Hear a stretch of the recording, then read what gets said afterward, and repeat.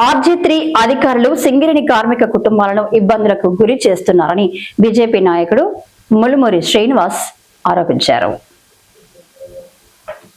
రామగిరి మండలం సెంట్రల్ కాలనీలో ఆయన మాట్లాడుతూ RG3లో అధికారుల ఆగడాలు ఎక్కువ అవుతున్నాయని, సింగరేణి కార్మికుల క్వార్టర్స్ లో వారి పిల్లలు, కూతురు, కొడుకు, అల్లుడు ఉంటే మీరు ప్రైవేటు వారిని చెప్పి వారిని ఇబ్బందులకు గురి చేస్తున్నారని ఆరోపించారు. క్వార్టర్లకు కరెంటు కట్ చేయడం, నీళ్లు కట్ చేయడం, కార్మికులకు పీనల్ రెంట్ వేయడం ఇది ఎక్కడి న్యాయమని ప్రశ్నించారు. సింగరేణి కంపెనీలో 11 డివిజన్లో ఎక్కడ లేని ఈ పద్ధతి ఇక్కడ అమలు చేయడం విడ్డూరమని అన్నారు.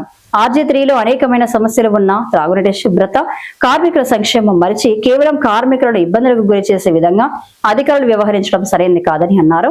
RG3లో ఉన్న GM పర్సనల్ అండ్ ఎస్టేట్ అధికారులు తీర్మారకపోతే భారతీయ జనతా పార్టీ తరపున GM ఆఫీసు ముట్టడి చేస్తామని అన్నారు.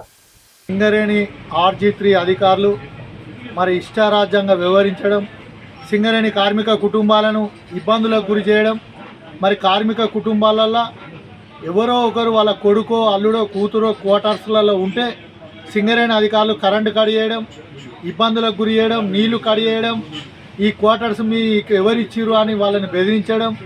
మరి 11 డివిజన్లలో ఎక్కడ కూడా ఇలాంటి విషయాలు లేవు. మరి RG3 అధికారులు కొత్తగా వచ్చిన GM జనరల్ మేనేజర్ గారికి కూడా నేను విజ్ఞప్తి చేస్తున్నా, మీరు మీ HODల మాటలో ఇంకెవరి మాటలో వినకండి.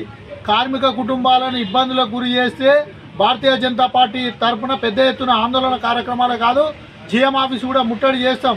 కార్మిక కుటుంబాలలో కార్మికులకు సంబంధించిన క్వార్టర్స్లలో వాళ్ళ కొడుకో, అల్లుడో, కూతురో ఉంటే మీరు కిరాయికున్నారు అని ఒక భావనతోటి వాళ్ళకు కరెంటు కడియెత్తున్నారు. ఈ ఎండాకాలం కరెంటు కడియెత్తే మీరు ఒక నిమిషం ఉండగలుగుతారా అని నేను GM అధికారులని, పర్సనల్ అధికారులని, ఎస్టేట్ డిపార్ట్మెంట్ వాళ్ళని ప్రశ్నిస్తున్నా. మరి అనేకమైన సమస్యలు సింగరేణి RG3లో ఉన్నాయి. తాగునీటి సమస్య ఉన్నది, శుభ్రత, పరిశుభ్రత ఉన్నది, హాస్పిటల్లో నీళ్లు పనిచేస్తలేవు, GM ఆఫీసులో వాటాలు మంచి చేస్తలేవు.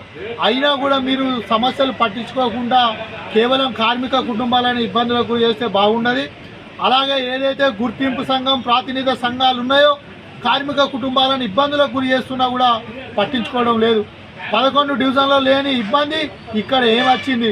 300-400 క్వార్టర్స్ ఖాళీ ఉన్నాయి, శిథిల వ్యవస్థలో ఉన్నాయి. మరి వీటిని పట్టించుకోవాలని విజ్ఞప్తి చేస్తున్నా.